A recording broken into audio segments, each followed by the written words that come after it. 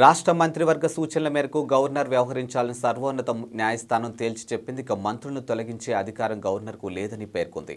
తమిళనాడు మంత్రి వి సెంధిల్ తొలగింపు కేసులో మేరకు తీర్పు వెలువరించింది. ఇక రవాణా శాఖలో ఉద్యోగుల పేరిట నిరుద్యోగుల నుంచి భారీగా సొమ్ము వసూలు చేశారన్న ఆరోపణలపై మంత్రి సెంధిల్ బాలాజీని ఈడీ అధికారులు గత జూన్ 13న అరెస్ట్ చేశారు. దీంతో మంత్రిని కేబినెట్ నుంచి బర్తరఫ్ చేస్తూ గవర్నర్ ఆర్ఎన్ రవి ఆదేశాలు జారీ చేశారు. ఈ ఆదేశాలను మద్రాస్ హైకోర్టు పక్కన పెట్టింది.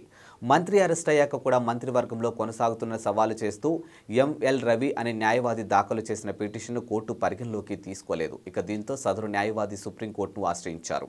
ఈ పిటిషన్పై విచారణ చేపట్టిన Justice Abhay S Oka, Justice Ujjal నేతృత్వంలో ధర్మస్థానం రవి వాదనలు తోసిపుచ్చింది. ఇక హైకోర్టు నిర్ణయంతో ఏకీభవిస్తున్నామని పేర్కొంది. ఇక ప్రాథమికంగా చూస్తే హైకోర్టు తీరు సరైందని, ఓ రాష్ట్ర మంత్రిని గవర్నర్ తనంతటి తానుగా బర్తరఫ్ చేయలేరు. ఇక రాష్ట్ర మంత్రివర్గం చేసే సిఫారసులకు అనుగుణంగా గవర్నర్ వ్యవహరించాలని కోర్టు స్పష్టం చేసింది. పూరా లోకల్ మీకోసం మా ఛానల్ మీ జిల్లాకు, మీ మండలానికి, మీ గ్రామానికి, మీ ప్రాంతానికి, మీ వీధికి, మీ ఇంటికి, మీ వద్దకి, ఎక్కడికైనా ఎప్పుడైనా మా పూరా లోకల్ ఛానల్ వస్తుంది.